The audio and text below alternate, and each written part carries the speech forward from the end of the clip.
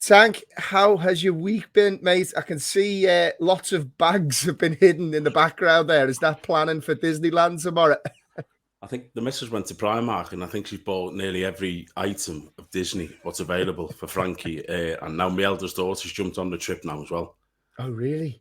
So they're kind of like, it's not really, I'm not comfortable with stuff like this. I think Is this your travel anxiety kicking in? Airport dad again? I can't stand that. I'm already sweating over that, but I just can't stand. I've got a feeling that Sharon, Millie, and Frankie, or Sharon's going to turn them into like the Disney equivalent of full kit wankers. Oh, really? With the coming back with the ears on and everything. No, mate, not even coming back. Going. They've got hoodies to go. They've got pink hoodies with. Please tell me you've got a matching one. You've got. See this. This is probably what I'm going in, mate. No, I'm not. I can't do it. We've spoke about our football kits to the weekend. I was like, I don't. I used to wear them, obviously, but I don't wear them. And like, this is like a real problem for me. I won't be walking with them at any stage. What's your role then? Because I know when we go on a lot of trips, or I'll actually tell you, one of the things I hate is fairground rides. So whenever we go to fairground rides, I'm happy to hold the bags and take the photos. Are you going to be the photo taker for this particular trip? No. It's good that Millie's coming now because like we both like the rides, and now Sharon's got Frankie to the kiddie bit, so it's worked out well. But I can't go on rides with Millie with Minnie Mouse hoodies and tops on. It's like you're 21 in October, love. Do you know what? I'm going to be paying close attention to your Instagram because I've got a funny feeling you're going to come back with photos of you in these hoodies, mate. No, that's a guarantee. No, we give it the big one. Yeah, I'm never wearing one of them, and then all of a sudden you're there with your Minnie Mouse ears on. Unless Frankie says put that on, Dad. yeah, exactly. I have to admit, mate, I text you over the weekend. I played footy on Saturday, and I hadn't played for a few weeks. Oh my God, mate, the aches and pains that I'm like getting up the stairs there to come and do this. Genuinely, I was like having to hold on to the banister. I've got pains in my groin. I got a dead leg that I can't. And then, when you get we were playing on the 3G stuff. So I got a burn. I went in for a slide tackle. So I got a burn on one leg, a dead leg in the other, and my groin is seized up. So I don't know which is hurting more. I'm like waddling up the stairs. It's ridiculous. It's tough, mate. It's tough, isn't it? It's not an easy game, this age thing. No, it's not. And for those that have been asking, Jimmy, unfortunately, he's back from holiday tomorrow, so he couldn't make this podcast. But he's been updating us. He's very excited to come back and jump on again. He'll have lots of stats, a lovely tan, and lots of arguments for Tank from next week. So we're looking forward to Jimmy coming back. Yeah. So Tank, one thing before we dive into the weekend's football. Because people that have just started following us or maybe followed us for a while have now got very accustomed to and enjoy your Tank's facts. Where do they come from, mate? People always, it's like, where does he literally come up with these things from? And they are all facts. Let's get that right. Don't Google them. Yeah. Don't Google. Well, to be honest, Jamie, I'd tell you, but I'd have to kill you. I was one of them, is it? It's like, it's a secret of what will come to the grave with me. But I did enjoy the other one the other day about that. How do you track that? The quick fox jumps over the lazy dog. Yeah, and it's a phenomenal fact. It's a good one, but we were laughing in our WhatsApp group because the best part about it was at the end of the video where you're like, I'm cutting the grass. I have no idea where that come from. I watched because Al Jackson, and he was like, why did you say that, you weirdo? I went, I don't know. Yeah, he's like, you're just a weirdo. I went, oh, yeah, I am, son. Just absolutely made up to be cutting the grass. Just cutting the grass. Right, football this weekend. There's been loads of brilliant action. I have to say, I'm really enjoying the start of the Premier League season. I think it's been brilliant, and I know you've certainly felt the same about your beloved Forest. I think you sent out a video on the social channels last week in reply to one of our listeners, Marv Bentley, who had asked you around Forest signings, and you wound up a few fans off the back of that video, which was lovely to see, and had lots of Forest fans agreeing with you. So one place for us to start, I guess, is how did you feel after that game in terms of, is it a good point, once the dust has settled, or is it a little bit disappointing for Forest to come away without the 3 points? It's difficult not to feel disappointed when you're 1-0 up in that late stage of the game. It is, and I only had the chance to sit down properly and watch the highlights of the game, and I felt the last 30 minutes Forest were really, really pushing, and they were having chances. The boy Yates come on, who's not started the season. I think he's been out injured. He's a homegrown kid. I'm a big fan of him. He's a big, powerful presence in midfield for Forest. And I think a lot of Forest fans will admit that he's sometimes the easy target for flack in previous seasons. And every time I watch him, I'm like, why? He is what he is. He'll fight to the death for you. He's never shies away from the ball. He throws his foot in. He gets on the end of things. And I thought when he come on against Everton, I mean, it was his shot what Pickford saved and Brennan Johnson slotted in, and then he had another chance late on where we blazed one over, and I just thought people are going on about Forest signings, and they didn't half make a difference. The two lads when he come on, they got him and the boy who signed from Wolves. I mean, he's a live wire. This boy's a live wire. He will cause problems in the Premier League. He's quick. He's direct. He runs at players. He backs himself a lot. You can see he it. He does. And I'll tell you, as a defender, one thing you don't like is a little fucker who keeps getting the ball and keeps running at you. And no matter how many times you challenge, he'll keep coming at you, and he's going to cause problems. This kid for a lot of defenses, but. As a long-term thing, it's a good point. It's a point away from home at Goodison Park, which, tends to be a difficult place to go. And I really think that Forest, when they start gelling, I think they're going to be decent. I do. It's funny when you look at it, because I suppose as an outsider looking in, and I've said to you, obviously, since doing this podcast, and I know how much you're fond of your time at the club and have a good relationship with the fans. I've developed a bit of a soft spot for them, which I definitely didn't see coming. But as an outsider looking in, I look at Forest, and I actually have looked at Fulham as well, to be honest, and I've been really impressed with the adjustments. And usually you see it with the newly promoted sides. They come up and you go, right, cannon fodder, straight back down. They're just not equipped to make that adjustment. But I'm looking at Forest and Fulham. I have to say, both clubs seem to have made adjustments. Forest have spent big. Fair play to them if they've got the money. We're always saying teams should be brave. They have been, for me, the definition of brave, not only in how they're trying to play. Steve Cooper hasn't playing offensive football. I think Jesse Lingard had more attacking third passes than any player on the pitch. He's trying to play in the right way. You're making changes that are looking to positively impact the game. If you look at Fulham, they're having a proper go. They're not just aggressive. They've got a style of play.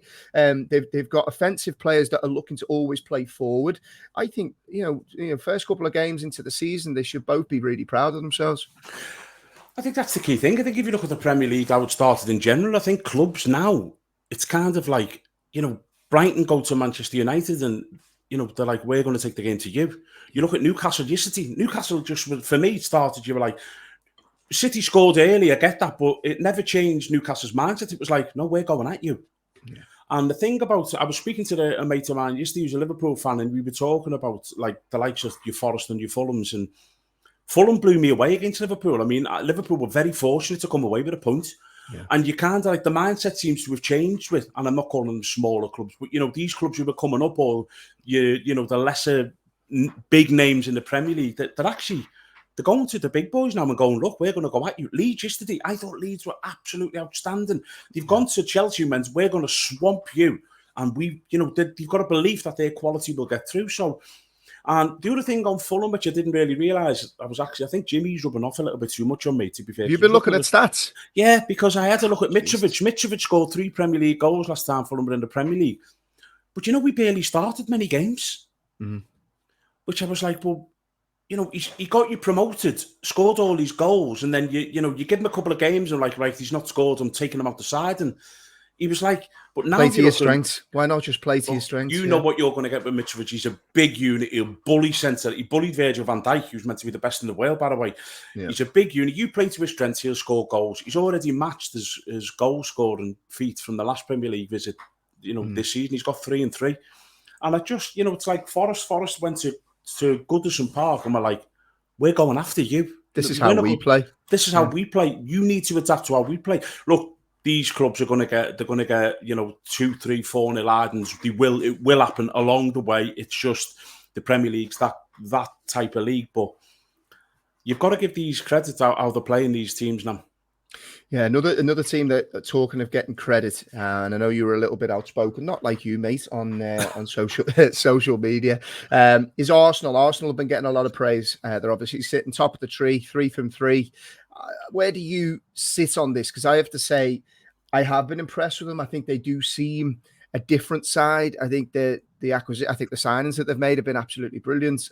Look, I'm coming fresh off just finishing All or Nothing, the documentary last night. So I have to say I actually am really impressed with Mikel Arteta. I can see what he's trying to do, connect the club, connect the fan base, brought in, I would say, trying to get rid of that kind of soft Arsenal underbelly. And they do seem to be able to manage games. They've got a little bit of quality about them going forward. But you've kind of come out and maybe think it's maybe a little bit over the top, some of the praise, and could be more down to the opposition that they've been playing against. Yeah, look, they've bought well. They have. I do like what Mikel Arteta. We spoke about this podcast when he Mikel Arteta. I just have to say, mate. No, it's fine because you reminded me. Somebody was saying, I think you'd got a name wrong in the video that you'd done. You'd sent it out, and Merv and Marv was it? Marv and Merv, and then I think you'd called him Gibson instead of Gibbs. Yeah. And I was like, anybody that listens to this, anybody that listens to this podcast, one of the best things about it is Tank gets every name wrong. He's been calling me John for the last 3 years. So I've only just realised that my eldest lad's not called Jack. I'm a nightmare with names, so you know, but you're used to it now. So yeah. So what we spoke about previously in the podcast was Arteta come in, and even when they were getting a couple of ardents and they weren't getting the results, you knew what he was trying to do. He had a philosophy how we wanted to play, and he stuck to it. And we were kind of comparing the way Solskjaer. We were like, well, he's got there's no identity to what he's trying to do.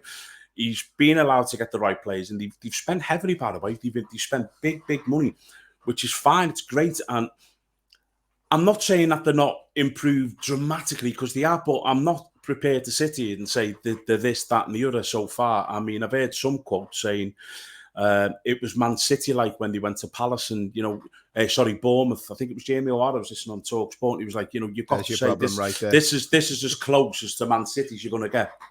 Hang on a minute. Just take a back step and let's look who they played. They played Crystal Palace.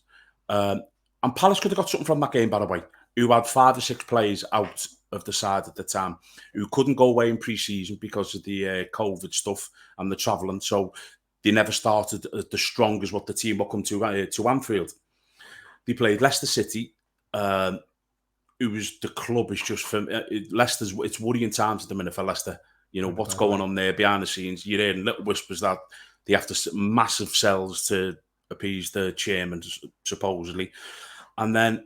For me, they've just beat possibly the worst team that's ever been in the Premier League. I mean, it's a shocking Bournemouth side. No disrespect to them. You look at Fulham. Fulham got a couple of players and spent well and stuck to theirs, philosophy. Forest have spent a fortune. And I just think Fulham have come up and just said, yeah, we're just going to... And they're not that side. They're not great. It's an easy... For me, Fulham's an easy place to go. So, although Arsenal are top of the league, they've done well. Let's see how they get on Chelsea away, Man City away, your Tottenhams. Let's see how they get on against them before we start screaming from the rooftops, Arteta's the next Messiah. Well, one thing I have to say on Arsenal is Gabriel Jesus, and I put out a tweet over the weekend, and I didn't know if I was alone in this. Obviously, he's a great player. He's playing at Manchester City. You don't get to play for Manchester City if you're not a great player. But I have been so surprised by just how good he is at Arsenal. And the question I've got for you is, he seemed quite a different Jesus when he was playing for Manchester City. And there is this underlying narrative sometimes, I guess, that Pep, and you're probably going to see it with Grealish, I think, over the course of this season, will take a really talented player, and don't get me wrong, he'll make them better in some parts of the game, but he nearly takes away a little bit of their freedom. And was Gabriel Jesus at Manchester City a player within a system who had a very specific role? And now what you're seeing at Arsenal is his true self. He's a number 9, and I have to be honest, Tank, his ability to link the play, his touch, his technical ability, his movements, his calmness in front of goal. He seems one of the most complete number 9s in the Premier League today. And I don't think I'd seen that version of Jesus before. No, and I think you've half hit the nail on the head. And who are we to question Pep Guardiola? But there has been a few ex-players, high-profile ex-players who've actually come out and just said that Pep kind of takes the player out of the player. Yeah, if you know what I mean. And look, he's one of the best in the world to ever do it. So you can't sit here and criticise. But what you've just said about Jesus, it's kind of like he's the shackles are off. Yeah, at City, he was that wide player. I don't think he was ever trusted to be that number 9. He was that wide player, and he had a role, and his role was specific to what Pep Guardiola was telling him. This is your role. Don't go outside that role. I watch him now for Arsenal, and I'm agreeing with you. I've been shocked how good he is with his back to goal, and with the coming up, and you got big area centre halves, and he's like popping it, spinning it, linking up play, getting in behind them. Like, this could be one of the best signings of the season. Yeah. We're talking about Núñez, Haaland. I think he could score more goals because he just looks. I mean, he looks a world-class player. Like, he was good at City, don't get me wrong, but this looks a different player to me. This looks a player who's actually... And another thing what's big for me, Jamie, as well, is he's the main man. Yeah. And as a player, I've been there, I was the main man of Forest, for a period, and then I went to Leicester, and you can't have another player, and you're like, it doesn't feel as good. Yeah. Your ego doesn't feel as great. He's gone there, and Arteta, they probably built him up and said, you're the boy. You make things happen in the final third. Don't matter what you do, just make it happen. And that, as a player of his talent, must be like a fucking godsend.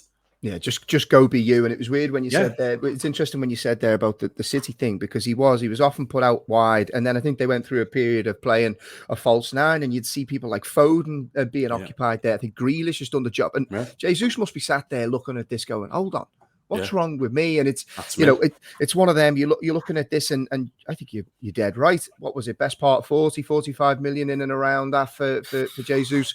Yeah. You could arguably play double that, based on how he's starting the season. And I think one thing for Arsenal, I think you make a good point.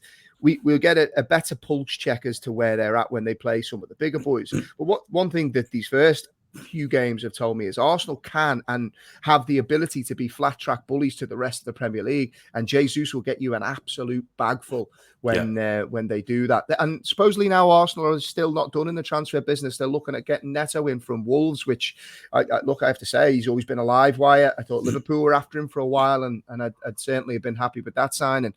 Arsenal are another club that aren't backing down in the transfer market. They're going big.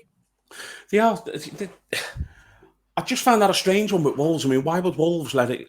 He's a good player, then why would you let him go? It's like, Wolves are trying to build, so why would you let him go? I mean, I like him as a player. We was linked with Liverpool, and he's quick, direct, and he's a danger. So I'm like, why are Wolves letting him go? But he'd be a good sign for Arsenal if he goes there again. He'd be another one. I have to say though, mate, I don't know about you, but there's been a lot of transfers that's gone on this summer that has made me lose all perspective of what's going on. Like, it was only last week that Chelsea are meant to be after Harry Maguire, and I'm just like, what are clubs doing? Like, I agree with you. Wolves should be building teams around the likes of a Neto, not letting him go to Arsenal. Then I was surprised that City let Jesus and Zinchenko go to Arsenal. I think they're both very good players, and they've showed it. So it seems a very strange world of transfers going on at the moment. Yeah. It has to be said. When you look forward, I suppose, to maybe some of the other games that have happened over the weekend, and the big one that stood out for me, we're talking about the quality of the games and opposition having a go at some of the bigger teams. There was none more of a better example than Newcastle versus City yesterday. What a game of football that was. It seemed to have absolutely everything. It's a great game, and I just think it's a bit similar to like Liverpool with City, is like, because they play such a high line and they use the whole pitch in possession, is when there's a quick turnover, that's when City and Liverpool are at the most vulnerable. And I just thought the way Eddie Howe set his team up yesterday with what's his name? Can't think. Max. Go on, have a go. I know what his name is, but I want you to have a go. Max, Saint Maximin or something, is it? Yeah, there you go, Saint Maximin. You got it. I thought it was that. And just the way it's as if they're saying, like, we're going to take a little chance that we can defend, and we're just going to pick you off. And I thought City looked really vulnerable at times yesterday. I mean, really, I've not many people do that to Kyle Walker, what he done to him yesterday. I mean, he's quick, he's direct, you know, I was actually had an argument with our Jack over, and Jack was like, he'd be a great signing. And I was like, no, he wouldn't. I said, because the stats tell you that he's not a great signing. He's a handful and he's direct. And I just think that these teams are now going, fuck you, Liverpool, Man City. We're not going to sit back and put 11 men behind the ball anymore. We're going to target your weaknesses. And I'm so glad you said that, because that was one thing that came away, because you can set your watch by it. And I thought yesterday was going to be another one where it's nearly like Manchester City goal bingo. What they're going to score within the first 10 minutes. It's that they're unbelievable at creating overloads. It's nearly like, and even my 10-year-old said it to me yesterday, it's like you kind of feel, you know, when Manchester City are going to score, because you can see the way they build, and they've got three or four players creating overloads in and around the box. It's wide, it's cut back, it's tapped in. You've seen it 100 times over, but it was just so refreshing yesterday to see, because I've always said this, and maybe I'm in the minority, I think the best way to get something from City, if you have a go at them, they'll give you chances. And that was one thing, especially with St. Maximin yesterday. I'd agree with you. I think he seemed to have a lot more end product yesterday, whereas sometimes he's just a bit mad. Whereas, you know, he was just dry, and I was shouting at the TV. I was like, just give it to St. Maximin. That City were petrified. Walker was petrified. He just kept driving at them. And then I suppose another thing, when you're looking at that tank, and as a defender, it'd be good to get your steer on it. How'd you stop a player that's like that? You know, who's nearly got your card early on, and you're like, shit, I don't want him to get the ball here. You think of some of the wingers that you've played against over the years. You spoke about when you were up against Ronaldo and you wanted to give him a whack early doors. Well, how do you stop someone that just wants to run at you every single time he gets the ball? It's difficult, because you know, early doors back, you could leave one on them back then a lot more than what you can. All I will say is, like, the referees are a little bit better. So so you could leave one on your winger early doors, and if you did come back and kept coming back like that, I mean, you know, you know you're in for the game. One thing I will say about Kyle Walker, he looked really uncomfortable yesterday, and I just think this is another where Pep's tweaking again. It's like these inverted fullbacks what he has now, and it's like they're bringing him more in field. And if you're St. Maximin there, you'd be like, that fucking hell, this is amazing. Look at the space I've got in front of me. Chalk on my boots. Yeah, the worst thing you can give someone like him is space like that. I mean, Walker looked really, really uncomfortable trying to get the ball inside, basically on the right-hand side of a midfield. He was playing inside. And you're just thinking, look at the fucking space he's got there, where if that was me personally, I'd have took it out the manager's hands. I'm being honest with you. I'd have just gone, fuck you, I ain't coming inside there. I'm one-on-one with this fucking speedball. Walker's no slouch, by the way. And you just try and win the foot race. That's all you try and do, try and win the foot race. But when he's coming inside, like it was yesterday, it was like, you are kind of playing right into their hands here, especially with him. But is this not, again, it's probably the Trent Alexander-Arnold syndrome, in that I've seen it with Liverpool now. He's coming a lot more inside. He's high up the pitch. And as a fullback, like it makes me nervous knowing that, and you've seen it against Crystal Palace, with Liverpool, with the sucker punch, the Zaha goal. You will leave chances 1v1 against these pacey wingers. Is that just one of those things that these modern day managers are like, look, I'll take that risk for what it gives us going forward. I'll take that risk, and more often than not, it probably pays off for them. Let's be honest. It does. It pays off for them, but I just think at the time being now, I mean, you look at how Palace, their goal come across. I mean, Fabinho should have done something about it. It was weak as piss what he done, but it's kind of like Palace would have worked all week on Sick and Sahar, and I don't think that outball. And Zaha's a very, very quick, direct, powerful player who's got a lot of skill as well. So if you say to Zaha, we'll get you on that ball 1v1 high up in the Liverpool area, you know, half 5 times, we need you to make sure. He'd be like, well, if I'm 1v1 5 times, I will fucking go past them at least once. Yeah. And I think that's the new mindset of these so-called smaller, lesser clubs. They're like, we've also got good players. Yeah. And we will actually isolate you. I mean, Maximin must have been thinking yesterday, if you know, Kyle Walker's inside there, I'm one-on-one with John Stones. Fucking hell, dream on. Just get me amazing. The ball. Get me the ball and I'll do the rest. Yeah. It's another narrative that came out. I suppose another player that stood out for me yesterday watching the match was Kieran Trippier. Yeah. And we were texting in and around his free kick. But aside from the free kick, I just think I think he's an excellent player. I really do. I think you're always going to be defensively solid if you've got a background that involved Diego Simeone and one of his sides, but also leadership qualities, dead ball situations, quality from wide areas. Do you know what I always think whenever I see Trippier? And I said it at the time when Manchester United were after Aaron Wan-Bissaka. I don't know if you remember us having this conversation. I was like, 1v1, Wan-Bissaka is a good defender, but Manchester United, for the majority of their games, have the ball and they have to attack. They get the ball wide. They need quality in wide areas, and Wan-Bissaka doesn't have that. Whereas Kieran Trippier would have been perfect for Man United. I don't know why they didn't go for him. And it was another brilliant performance from the lad yesterday. He's fucking brilliant, isn't he? I mean, I done the clip of you. I sent it to the WhatsApp group and went, look at him. He actually said to his mate, "Nah, what was he?" He said, I fancy this. This is going in." And you're like, I said to our Jack, I went, he just said to his mate, "This is going in." And then he done it. And I was like, wow. I mean, talk about belief in your ability. I mean, you could not have got that ball and threw it in anywhere else. It was like, but as you say, it's not just a set plays. He's actually, which I didn't think he was this 2 or 3 seasons ago. I must be honest, but we didn't see him as much when he went to Atletico Madrid. But at Newcastle, he seems to be a lead, and he's vocal, and he's kind of like he's coming of age there. But it's one of them that I think, Jamie, what we just spoke about with Jay, he's just going in and then he probably said, "Listen, you be the boy here. Yeah, you're my voice on the pitch. You're my main man. You're the captain. I want you to lead this club from where we are to where we're going to go." And he's thriving. I thought he was absolutely outstanding yesterday in every department. His defending, his delivery, obviously his goal, but he's just sheer quality. Yeah, he's class. He's class. But one thing that's particularly related to Trippier was the yellow card, red card. And I've got one of my Blues cousins. It stirred up a bit of a hornet's nest amongst Blues because there's the direct parallels, or they're claiming there's direct parallels between what Trippier did and Alan did in a past game, where Alan was actually upgraded, I think, from a yellow card to a red card, and then Trippier had the reverse. So Blues are claiming inconsistencies. I'm quite opinionated on this one, but I'll hold fire for a sec. I'd love to get your opinion on what did you think of Trippier's tackle in isolation? Did you think it was a red? Did you think VAR was used correctly? And then how do you think it compares to the tackle from Alan?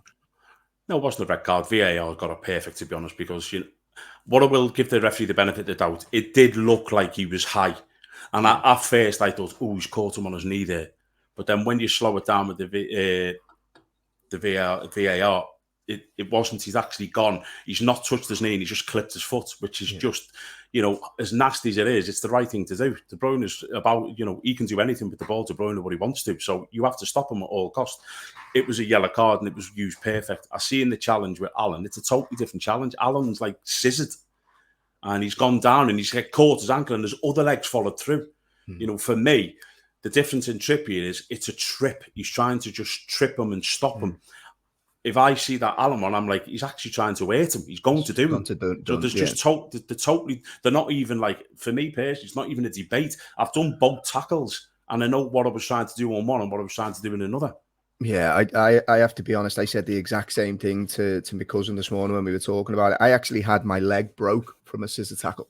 So as well as I do, when you do that scissor motion, there's only one thing in your mind. Alan went in, studs up and scissor motion and out of control. I actually don't think you can combine a worse set of things when making a tackle. Whereas Kieran Trippier, I don't think he was out of control. I think he was in full control. His studs went up and he's clipped his heel. Now, I think it is a yellow card. It's great to see VAR actually for once empower the referee. The referee made the right decision. We've been very vocal about it being an absolute shit show over recent times, and there still is a conversation around the quality of referees and how they're implementing the rules.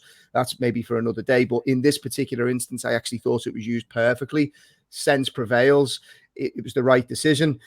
I do think, though, and Carragher put out a tweet which obviously divided opinion on social media about the Trippier tackle. And he was trying to say that there's going to have to be a conversation around whether those type of tackles generally become a red card, because there is only one thing in your mind, and it's, I'm stopping the attack, I don't care about the ball. You're ultimately taking the man out. Do you think that's fair, I suppose, in terms of where the game is going, or do you think that should just be a yellow card? It's just a yellow card. We speak quite often about the dark arts of football. how many times? It's just, for me, you stopped him, but it's similar in an unsimilar way. If you get what I mean? It's like if you just run and you block someone's run with your body, and you just give it. Oh, you know what I mean? It's like you're just stopping the momentum of you're stopping the game. You're stopping the flow of the game. Yeah. So I don't think I'm not one of them. You know what I'm like, mate. I just think let's stop all the stupid rule changes of the game. It is what it is. Trippier's one. He's stopping the flow of the game. It's a yellow card. There's nothing malicious in it. He's not intending to hurt the player. He's just tripping him up to say, yeah, unlucky. Crack on now. We'll defend. It's exactly the same as a block where you block a runner. The Allen one it's a fucking bad tackle. As you say, them scissors break legs. There's one thing I want to bring up, right? And I don't know if it's just me thinking this, but you mentioned the Leeds versus Chelsea game before, and I was really impressed with Leeds. They seem to be a club now that are buying into what the manager is trying to do.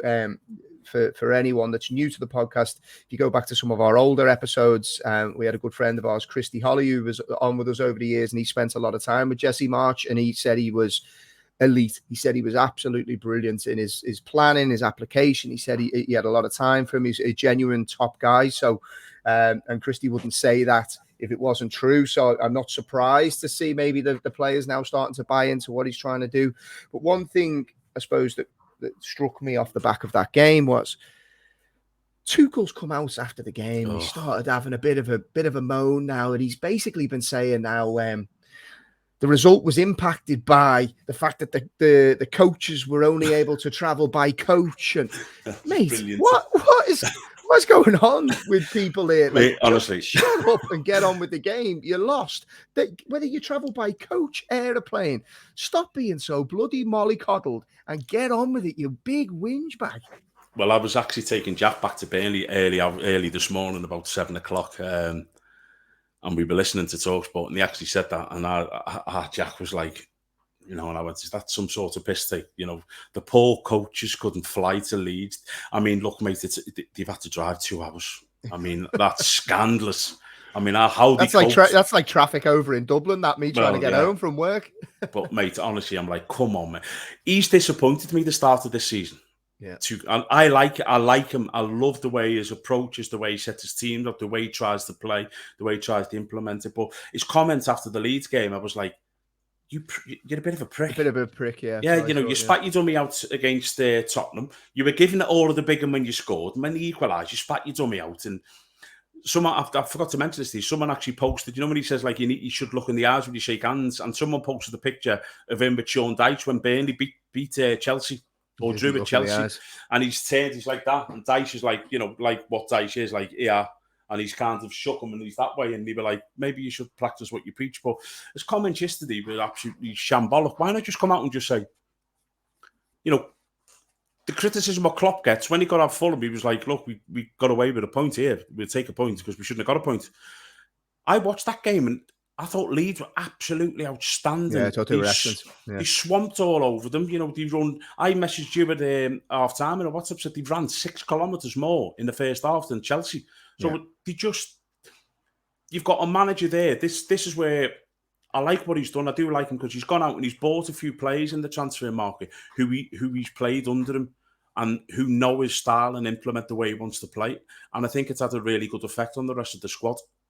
Let's be honest. In the first half, I put the tweet out on the social media. Leeds ran 6K more than Chelsea in the first half.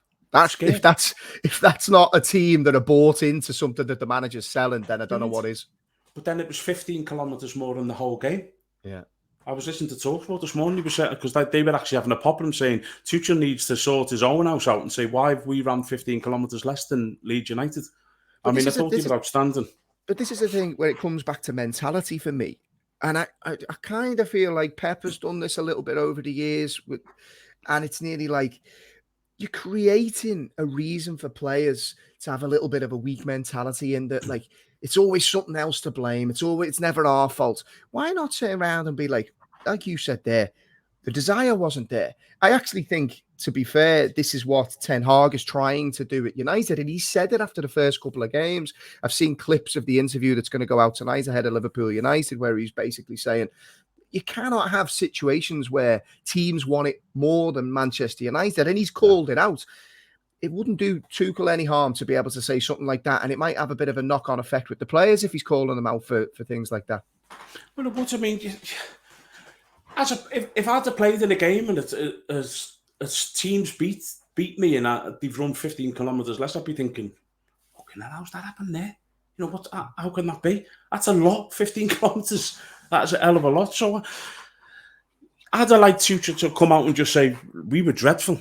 But every excuse under the bus come out. I mean, Andy Townsend was talking about it, and he just said, it's the most ridiculous excuse I've ever heard. He said, we played I think he said Newcastle away from Southampton or something. He says, on a Friday, it took us 9 hours to get there.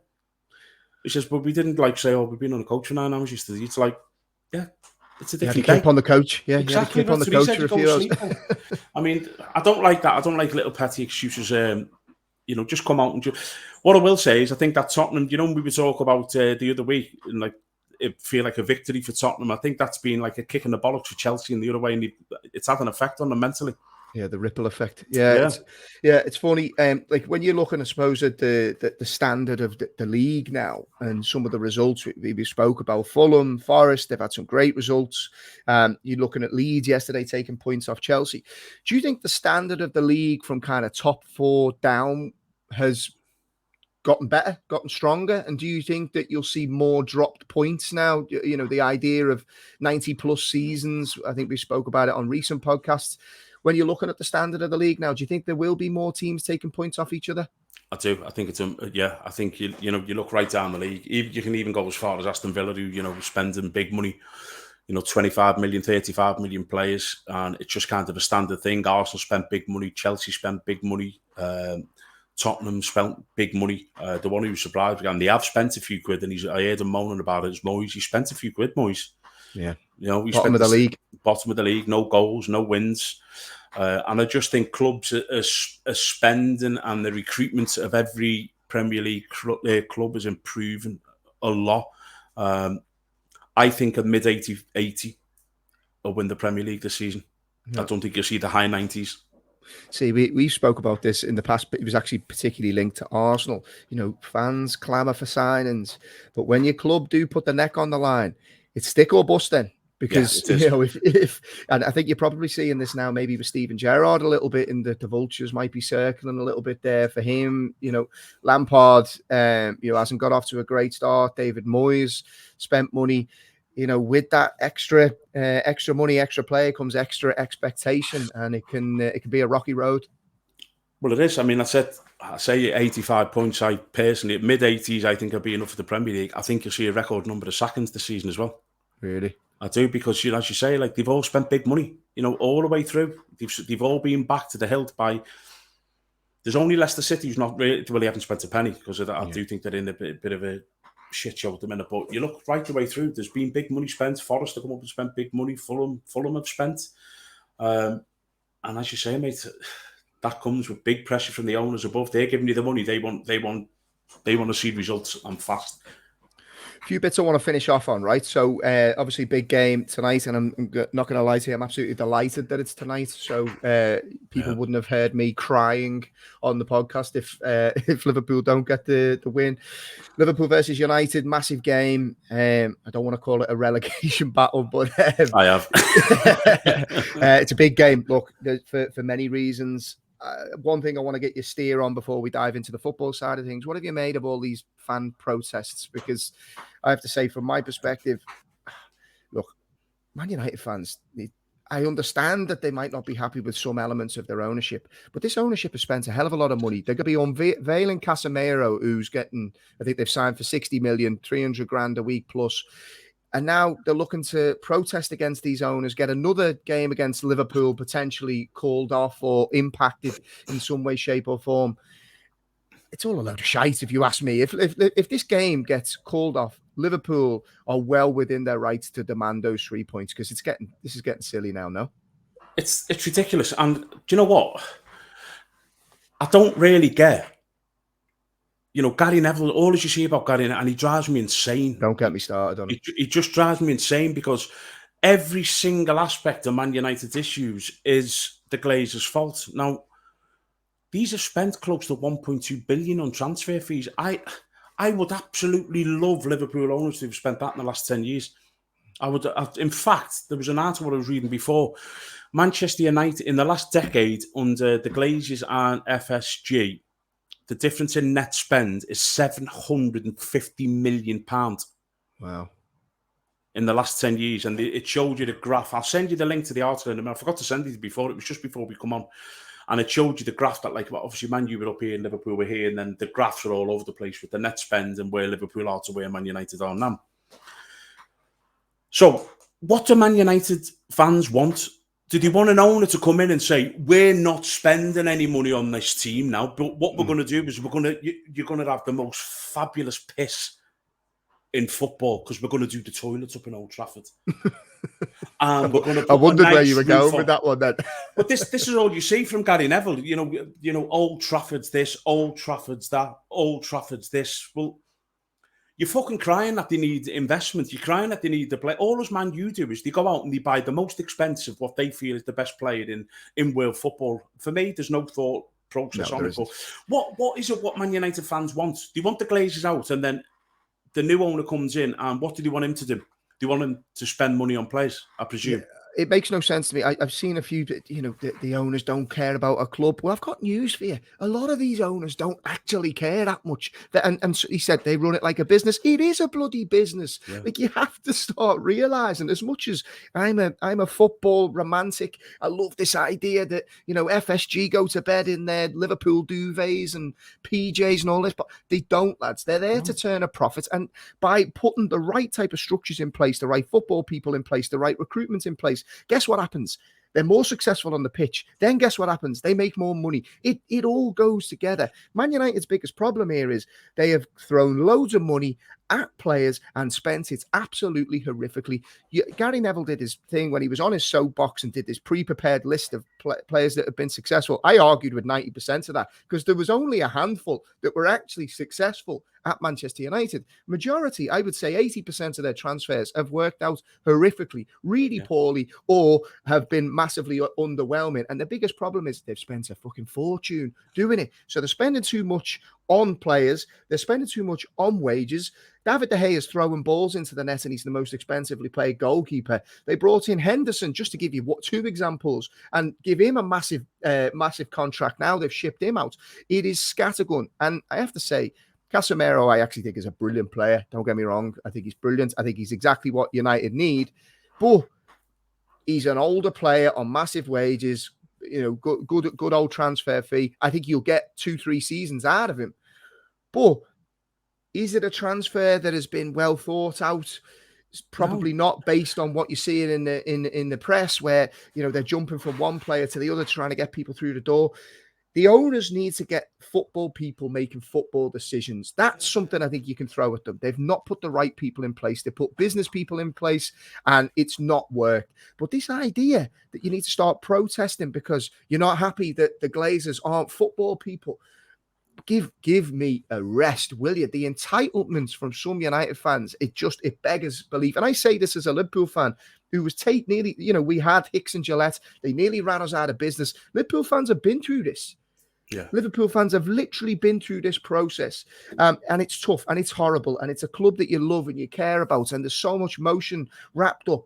But these owners are still putting money into the team at record levels. So I don't know. It does scream a little bit of entitlement for me. But for me, look, Casemiro's a good signing. But he was a great signing 5 years ago.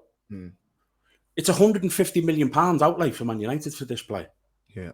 His contract's 90 million, and it's the most Manchester United signing. Once again, it's totally bizarre because he's 30, he's nearly 31. You can say his best days are behind him. That's a fact. He's not going to magic some unbelievable. His best days are behind him. He's a good player. He's better than what they've got now by a long way. But he's got a 5-year contract, a 4-year deal with an extra 1, and the option's his. So he's going to take that. At 34, 35, he's got another year left of probably 400 grand a week by that stage. Yeah. It's just like such another Manchester United move, as you say, De Gea. I mean, Jose Mourinho was actually a bit pissed off when he got the new deal, if you remember, because he was having a fucking nightmare. Yeah. And it's just, as you say, for me, and this has got nothing to do with rivalry, this is just me as a football person who loves football. I just think Man United fans need to get a fucking grip and some sort of reality. You were a monster. You're still a monster of a club, but your winning days is finished for the time being. It comes in cycles. It'll come again. You'll be a huge club again, winning trophies, the Premier League. It will come again. It always does. But right now, just because you're not winning, put your fucking toys back in the pram and just shut the fuck up. And just hope your team improves on the pitch. That's it. Don't have a go with the Glazers are putting the right people who they feel, the CEOs, for the right time. And, they've had some top draw managers who still couldn't do it. And I always go back to when Jose Mourinho was saying, and he said it after just when the last ball was kicked, he went, finishing second is my greatest achievement in football. Yeah, he's fucking right. He knew. He knew him. So looking forward to the game then. What's your predictions for the game? How do you see it panning out? Mate, I'm not looking forward to it. After they've just slaughtered Manchester United. Oh, yeah, you predicted a United win. Mate, I think they beat us. I think they beat us. I do. And I've got a horrible feeling about it. I have. Liverpool have got into this horrible habit of conceding goals first. And I just think you're going to have a full stadium of 70,000 at United.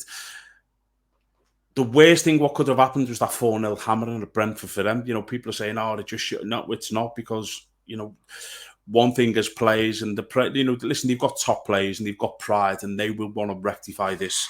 So I've just got a fear that if we concede first, they score 1-0, the crowd's all over them and the players get lifted. And I've got a horrible feel with the injuries we've got as well. And I've just got a feeling, mate, we're going to get done here 1-0. I have to say I don't agree. I'm glad you don't. Yeah, I don't agree. I think I fancy Liverpool tonight. Don't get me wrong. I think the way United could potentially set up, there's always a way home against Liverpool in behind the space in behind Trent. We know that you can't be in two places at once. He's often caught high up, and there is definitely an out ball. And with United's pace in wide areas, you could definitely see them causing us problems there. I think one thing that will help Liverpool is Joe Gomez is due to start tonight, and Joe Gomez. It's weird. I've got this thing in the back of my mind. As good as Matip and Konate have been when they've played, I think Joe Gomez, when he's fully fit, his partnership with Van Dijk was immense for Liverpool, and his recovery pace, he's absolutely rapid. So him covering that space in behind Trent will help us. I don't think that there'll be that much of a knock-on effect with Manchester United in terms of the bounce back after that game against Brentford. They're still going to try and play a high line. They're still not going to have somebody that can get on the ball and control in midfield. And I just feel for those reasons, I think they'll give us chances in behind. I like to think that we'll be able to dominate those central areas. And I know this sounds like a really silly, basic thing to say, but I love the big pitch at Old Trafford in that Anfield feels quite a small pitch and teams come and condense the space and there's nowhere for us to operate sometimes, whereas you'll always find space at Old Trafford. And I just feel... I think the first goal will be key here. I think you're right. If Liverpool can kind of stop that rot and get the early goal, I think Man United are a little bit soft at the moment. They're mentally weak, and you could potentially see, a 3-4 goal swing. If United manage to get that first goal, it could be a really difficult evening for Liverpool. So I'm going to put my neck on the line. I'm going to say Liverpool score first and hopefully win 3-0. But I'm fully prepared to be embarrassed by that claim tomorrow if it all goes wrong. Listen, I agree with you, I do, but it's just this nagging. When you just get an horrible little feeling, and I've had this. I was saying to my mate the other week, and he was like, hey, you fucking wound me up when I just seen you tweet. I went, mate, I said, I just got this feeling if we concede first against these, it's like, and I don't mean this to, because disrespect Man United at all. This is kind of like their World Cup now, their World Cup final. Yeah, it's a big game. It is, they're not the team of old, and I just think I've just got a horrible feeling, but fingers crossed I'm completely wrong. Right, one thing I want to finish on. So we have two listener questions that were sent in to us over the course of the week, and I'm going to hold them till next week, till Jimmy's back, because he loves those type of things, as do we, and I want to get his perspective. So for Kevin French and Biffo 1985 who sent in your questions, they will be answered next week. I want to finish on this tank because we're nearly up on the hour. There was a thing that came out during the week. It was the BT Sport fan-selected Premier League all-time 11. And I got into a little bit of back and forth with a couple of people online. You've got your papers. You've got it written down.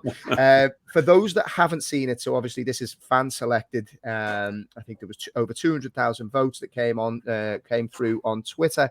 The team was 4-3-3 formation. Peter Schmeichel, Gary Neville, Rio Ferdinand, Van Dijk, Ashley Cole, Vieira, Gerrard and De Bruyne at some midfield. And then up front, Mo Salah, Alan Shearer and Thierry Henry. I want to get your reaction to that team and see where does yours differ?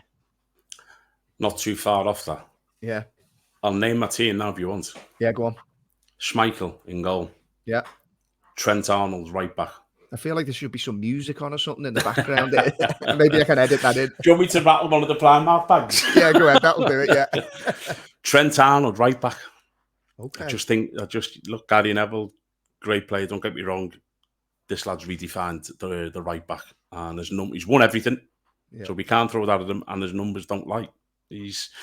People say he can't defend. He's been part of one of the best defences in Europe for the past 5 seasons. So he can defend. Van Dijk, Rio, Ashley Cole, Kevin De Bruyne, Roy Keane, Steven Gerrard, Thierry Henry, Alan Shearer, and I'm torn here, mate. I can't split them. Suarez and Salah. Yeah. I just can't split them. Yeah, it's a funny one because I went through the same, and my thought process would be similar to yours. I know what you mean on Gary Neville. He was solid. He was a very solid fullback, part of a brilliant Manchester United team or teams over the years. I know what you mean about Trent, is what he offers offensively going forward. I don't think we've seen the likes of at fullback, to be brutally honest. I do get the questions around his ability to defend, and whilst I think it's more of a system issue in what Klopp is asking him to do, like we've seen him have great games. See, it's funny. Who was it that played for Brentford there? Mitrovic coming in at the back post, got up early, scored a pretty much identical header. Like these things happen.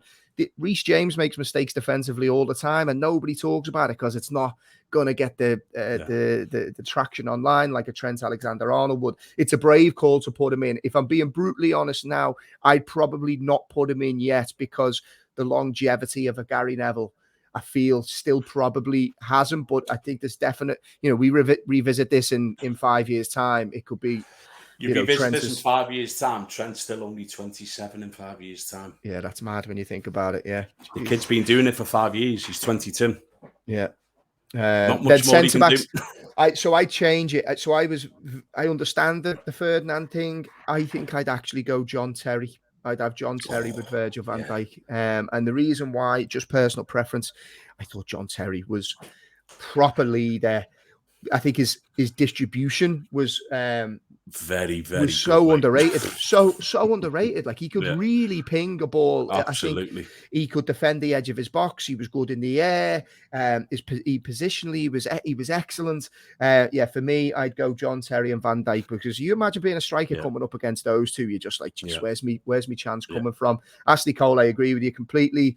The midfield was the one for me where Roy Keane, although the Man United connection, he was one of my heroes. He has to be in there and would be captain. I would probably go Steven Gerrard, Roy Keane, and Patrick Vieira. I'd go the three of them because of just the thought. I wouldn't pick De Bruyne as good as De Bruyne is. I think you could get Steven Gerrard doing similar with the freedom he would be afforded by the likes of a Roy Keane and Patrick Vieira. So I'd have them three. Can you imagine playing against? Well, you did. Those horrible three in midfield. You'd have nightmares. Do you know, when you think about it, can you imagine Gerrard, Vieira, and Keane in the midfield? I mean, teams are just give up. Yeah, fuck it. Have to take the points. So, and then up front, Henry, Shearer, and you've got to go Salah. I understand what you're saying. For me, Suarez still holds that title in my head of the most gifted footballer I've ever seen play for Liverpool. He did things that were inexplainable. Yeah. But the numbers that Salah has been putting up, not only in goals, but his assists, I've got to go with those three. But it was interesting to see there wasn't a huge amount of surprise with that team, because with social media, mad things can happen. Yeah. Cristiano Ronaldo disappointed not to get a shout, you think? Paul Scholes, Lampard?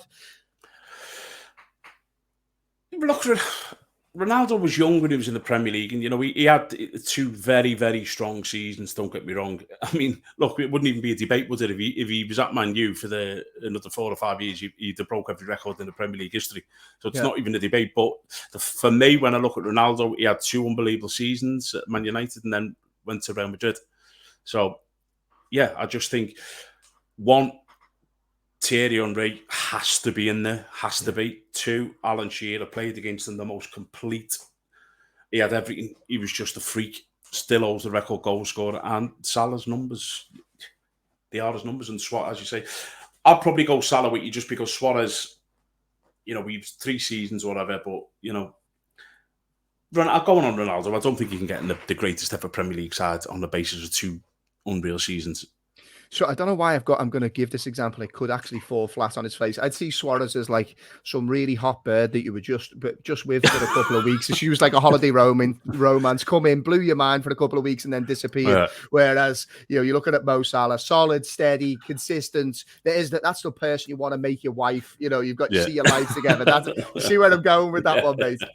Yeah. But you'll always remember Luis Suarez. Who would be your captain, just to finish? Who would be your captain?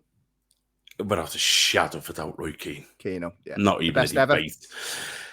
He's got to be. You just used to fucking hell. I've played when I played against him, and I remember I made my debut for Leicester at Old Trafford in the cup game. I come on a sub and I went left wing, and I was actually giving Gary Neville a bit of a fucking tough time. And Keane actually come across him and said, "Unless you smash him," and I was like, "What the fuck's he on about?" And the next minute he's hit me, and I'm like, "Fuck." And he was that guy. He was like, "You do your job, and then if you didn't, he'll do your job, and then he'll rip your fucking head off and tell you." Yeah. And for me, the greatest centre midfield player of this generation. Gerrard and all them are different, but you want to go to war, he's the man in the middle. He knows you, man. Yep. Right, Tank. Have a great trip, mate. How long are you away for? Only 4 days, mate. Go tomorrow early doors. He's 4 on the 27th, Frankie. So just get him. We're not going away this year. I told you with the Jack situation at Burnley. So we're just going to take him for 4 days for his birthday. So be back Friday night, I think it is. Good man. So you're not missing the podcast. You'll be back with us next week. I'll be in Monday, mate. Yep. Love it. Yep. Brilliant. Right, everybody, thank you very much for listening. As always, if you wouldn't mind sending us in your feedback and follow the YouTube channel if you haven't already. We've seen some unbelievable engagements over the last couple of weeks, which we absolutely love from fans from all clubs. We've obviously seen a rise in Forest fans, as you can imagine, with Tank's connection. But we want this to be a podcast for all football fans. So if you haven't checked us out on YouTube, please do so. Subscribe, leave us comments under the video, send us feedback on the podcast itself. But most importantly, we hope that you all have a fantastic week. Enjoy the rest of your week. Stay happy, stay healthy, and we will be back with you again next week on the Boot Room Podcast. All the best. Cheers, pal.